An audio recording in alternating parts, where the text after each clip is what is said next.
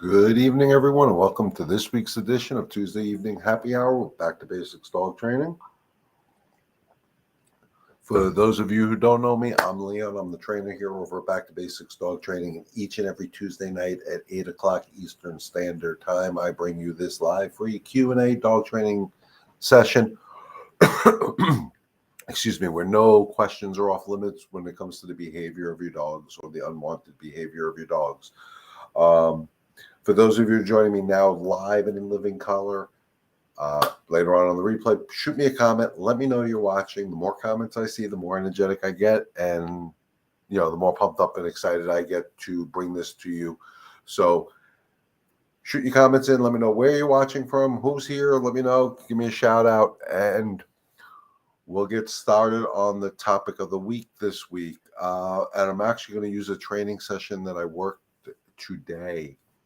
It was a great training session. I got to meet a wonderful couple who have two Westies, one puppy, one about 2 years old, and the 2-year-old is showing some unwanted behaviors.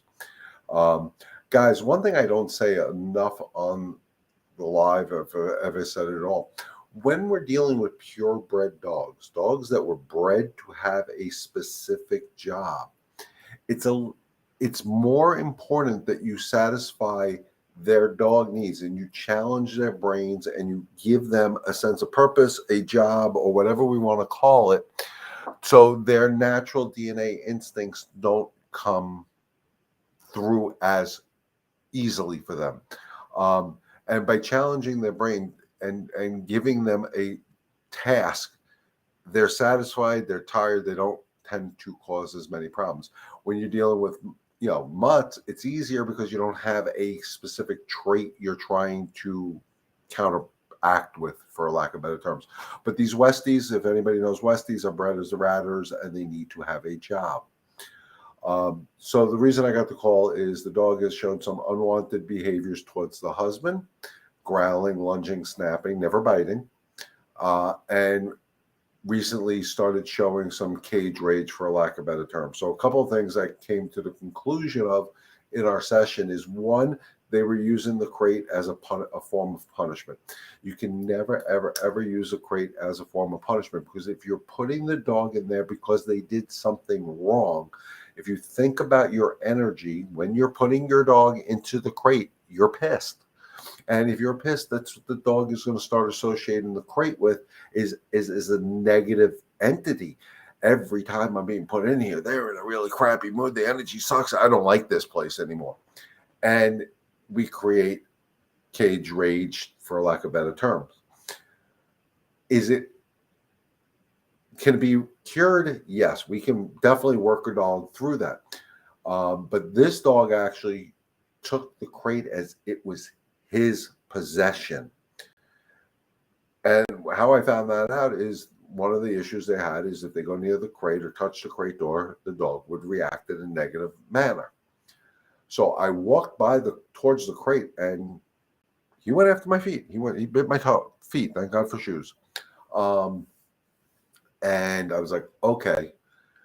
And the normal routine when he has these unwanted behaviors is they give him his space. They leave him alone. They don't challenge him. Well, anybody who knows me knows I'm going to challenge it.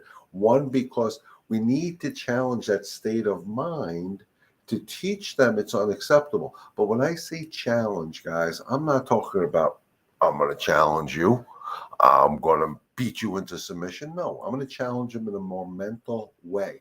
Go ahead, throw your punches, give me your best shot, and when you're calm, I'm going to praise you, and I'm going to take away some of this pressure I'm applying by challenging you.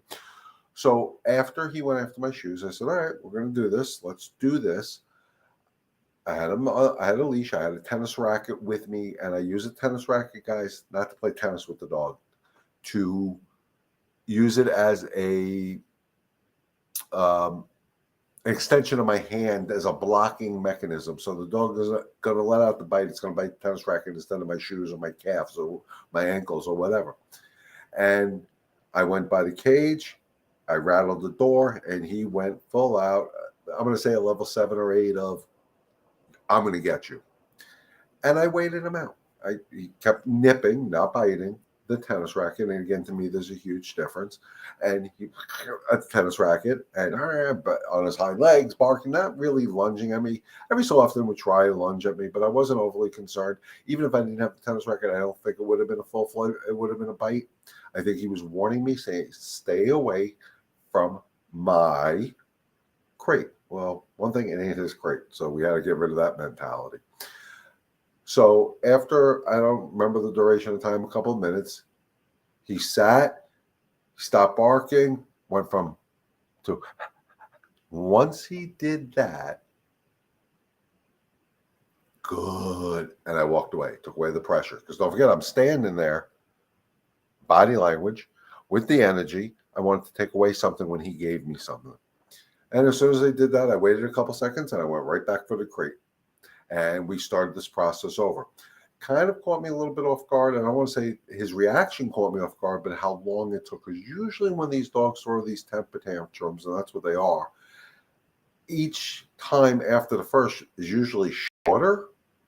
This time it wasn't shorter, which kind of, whoa. Okay, but we're going to let him go through it. It's, remember, 2 years in the making. So we let him go through it. And eventually, he wasn't settling down the way I thought he should. So I took a little bit different of an approach. And because I had the tennis racket to act as my shield, I walked towards him and I backed him away. So now I'm challenging. And I'm coming at you. And I was expecting, again, to see a switch. Ooh, whoa, this isn't working. What do I do? He stayed in that state of mind a lot longer than I really thought he would. And I think I know the reasoning why. Again, I don't ask why, but he did stay in that state of mind a little longer than I think he should have, to the point where I backed him to a wall. And he got the point I was not going to back away, and he wasn't going to get the win. So again, he sat, and he went from that to, and I walked away and praised him.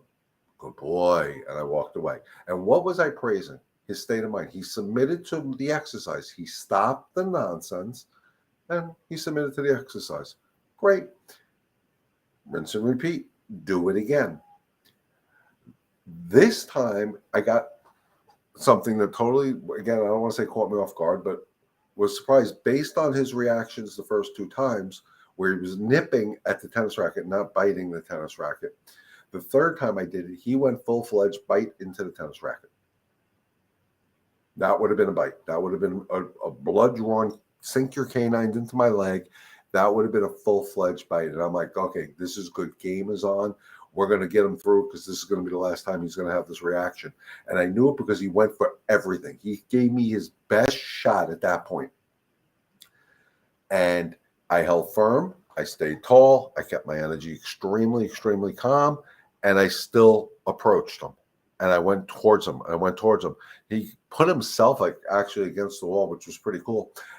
And in less time than the second time, after the full-fledged, I'm giving you everything I got, he sat. He went from that stiff to the relaxed, panting. Good boy. And I walked away. But this time I wanted to show the owners, yes, his explosions were a lot longer with me because I actually challenged him. And, I can read their body language. I can feel their energy. They were not comfortable seeing their dog do this. And I want to show them how the dog actually thinks. Right after this major explosion, he hit the level 10 that we talk about, the red zone level 10. I kneeled down right next to him. He came right up against my leg, and I started petting him. One thing that teaches us as humans is what he was doing was not because he was pissed off at me. He was not angry at me. Again, that is a human emotion. We tend to think the dog is mad at us, doesn't like us, whatever. But the main reason I did is I gave him hard discipline without touching him, without saying a lot to him. But I gave him discipline because I didn't fall for the nonsense he was giving me. And he became my BFF because he wanted to be near me. Because when I kneeled down, I didn't pull him over to me with the leash. He was probably about a foot and a half away from me when I kneeled down. He came towards me. He fell into that follower state of mind, which is what I was trying to get out of him. And he did it. And then after that, I got up. He was fine. He didn't try to attack me when my back was turned towards him or anything like that. And we walked away. I went to sit down and I said, all right, we need to let this all settle in now. We need him to understand this was a good thing. I needed the owners to understand this was a good thing, because it is, from a human point of view, seeing your dog do this, it's traumatic, because all we want to do is give him the best in life. But seeing him react this way is traumatic to the human. So I talked a lot about different energies and how the energy and what he was giving me, and everything I'm explaining to you guys, I explained to them the process we were going through. And what I wanted them to observe is, we started off, we were 10, 15 feet away from where I was sitting, where I ended up sitting, and the dog followed me and laid down by my feet. Didn't try to get to the end of the 7-foot leash, 8-foot leash, 6-foot leash, whatever it was, to get back to mommy and daddy. He stayed with me. And if you actually think about the mentality of that, he was actually more comfortable around my energy after all this nonsense that he just threw at me. He was still more comfortable with me because the energy I used to discipline him stayed calm. And, guys, I talk about the energy all the time. How it is the most important form of communication with our animals. This is the prime case. This dog stayed with me. And we talked for about a good half hour. And it was more me trying to get them to understand how their energy can be affecting so much of what he was exhibiting towards me, that what I did is, after about a half hour, I got up, I walked over to the cage, around the cage. He didn't even try anything with me. Just totally could care less that I did it, because he learned that I don't need to guard this object, because I did this and nothing bad happened to me. Okay, they're allowed to touch a kid. And then I had mom hold the leash, and I went over to the cage, and same reaction. He got a little bit more antsy when mom was holding the leash, because like I've said before, guys, the leash is a communication tool. We send the energy back and forth through the leash. He got a little bit more antsy, and when he got antsy, I said, correct it, because why is he getting antsy? Because I'm touching the crate door. And he stopped and he looked at her, and I said, praise him as soon as he looked at her, because he was looking at her with those eyes. We all have seen them. Am I doing the right thing? Yes. Good boy. And we did that a couple more times. Then I had Dad go over to the cage, and Dad was the main target of what he was exhibiting. And Dad was able to touch the cage. Now the dog got a little bit more where Dad went towards the cage, but Mom did a great job. She stayed calm. She made the corrections with good timing, with my guidance, and she praised with the right timing, to the point where I'm like, there you go.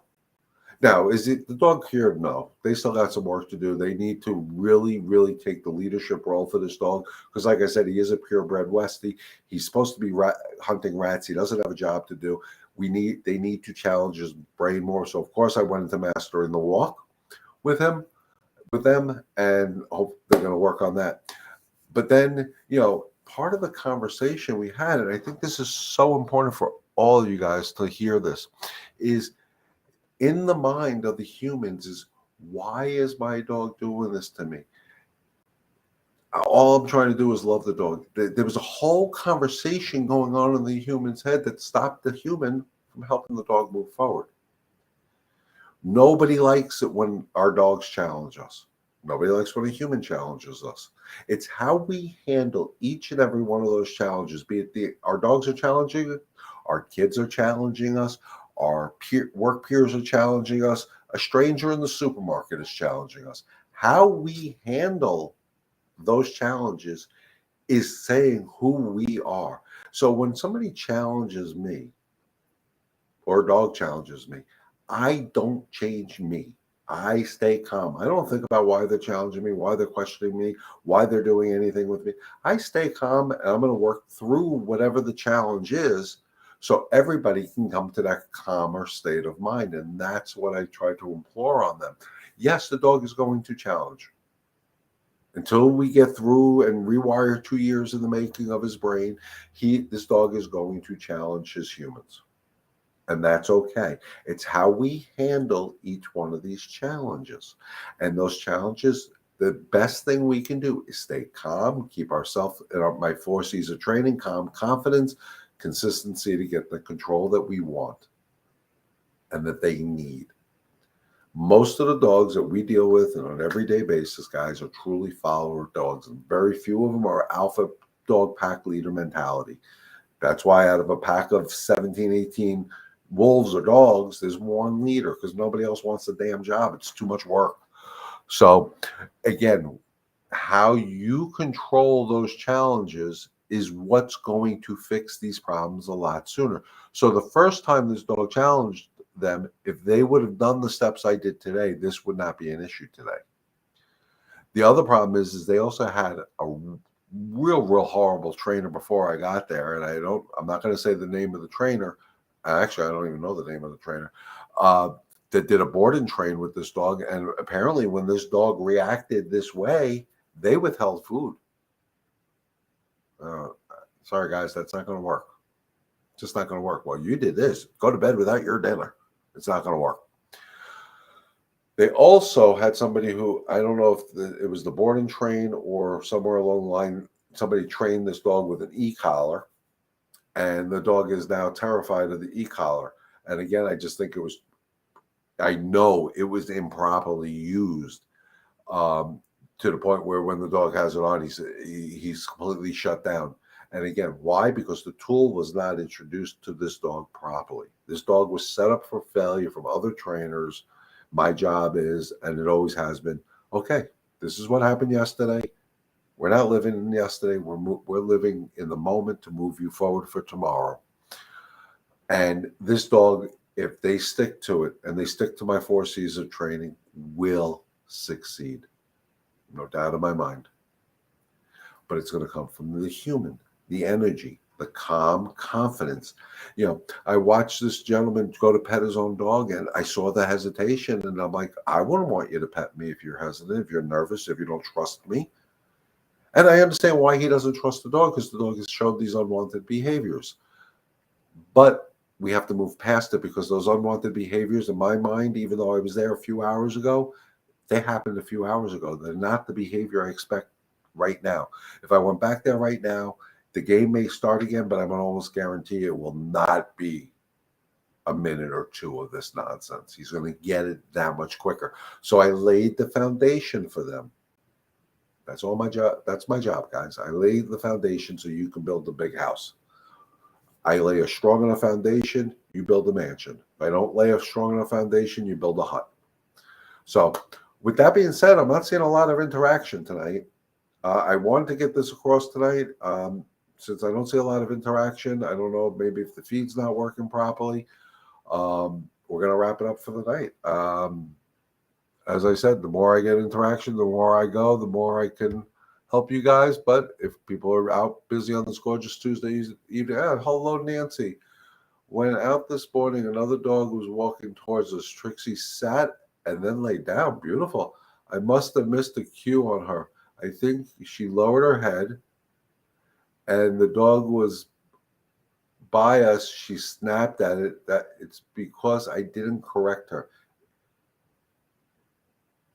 If she sat and laid down, if her body, what my question would be, Nancy, was her body tense when was she laying down on all four, like her front legs here and her back legs very rigid? Yes, then you missed the cue that she was tense. And while you're in this training state of mind, you really need to tell people their dogs can't interact with her, because right now we're not sure why she's doing it. My assumption is, even though she laid down, she was probably tense about everything, because this is all new to her. So if her body language was tense and this dog came over, she was claiming her own space, which she's allowed to do, but we don't like it. So again, what her body language was telling us, which would relate to what her energy was telling us, I'm going to assume she was tense, and this other dog approached and she said, nope, don't like it. Rattlesnake bit it. Not to hurt the dog, not to cause a fight, just to say, stay away, I'm not comfortable. While she's allowed to say that, she's not supposed to. That's because her mind was not calm. If we can get her to that calm state of mind, that won't happen. But again, guys, when I talk about dogs meeting, when they're on leash, it's not about going face to face or nose to butt or whatever. It's about pack walking. We got to stop this nonsense of thinking they should interact on when they're on leashes. They shouldn't, because again, dogs have the gamut that they go through is fight, flight, avoidance, submission. That's how their minds process it. That's what we did with this dog today. He went into a fight mode until he eventually submitted to it. But he went through the fight, flight. He tried to get away. Avoidance at one point because he was like, "You don't see me if I do this." Until I got to the submission point. When they're on a leash, we take away their flight mechanism. And if we take away their flight mechanism, then they're going to go for the fight. So to me, when dogs are on leash, and I'll tell you now, Zoe's on leash is probably one of the worst dogs because she does react negatively when dogs don't have a calm energy or approach her too fast or whatever. She will let out a growl and sometimes a snip, not a bite, a snip. So when I walk with Zoe and I see other people here in the complex, we go for walks together. It's not about interacting. Again, their noses are strong enough that I believe that the standard rule, and it changes all the time. Their nose is 300 million times more sensitive than ours or something like that. So they don't need necessarily to have the nose up another dog's butt to figure out a lot. They can do it from a distance. And if everything stays calm, we go for a pack walk together. Nancy, I would definitely suggest using that same dog. Ask that person that was walking that dog if you guys can just walk. And walk in a way where it's safe. It's dog, human, human, dog. And then once things get into a great progression where everybody is comfortable and they can feel like the dog and the dogs are calmer, maybe do it dog, person, and go for a walk. Now they're a little closer together. I mean, and then after time, you may be able to do dog, person. That's fine too. So just watch, look for the little signs, guys. Always, it's the little signs we miss for some reason. Like when I started reading this, I heard she sat and laid down. I'm like, this is great. Then I continued reading, and I'm like, whoops. I would almost guarantee you when she was sitting there, laying down there, she was tense about it. We missed the cue. One, disagree with the tension because there's no reason to be. Second, hey, keep your distance. She's telling me she's uncomfortable. I'm going to advocate for my dog. Let's go for a walk together. They'll know. They'll get to know each other. They'll be fine with each other. There's dogs here that when they first moved in here, I couldn't walk with them, or Zoe couldn't interact with them, and now we walk together. Sometimes if they're out at the same time as me, and that's exactly what we do. We walk together. And there is no growling. There's the other dog who is hyper-go-lucky, is calm because it's Zoe. Zoe's energy is overpowering. She's a calm dog by nature.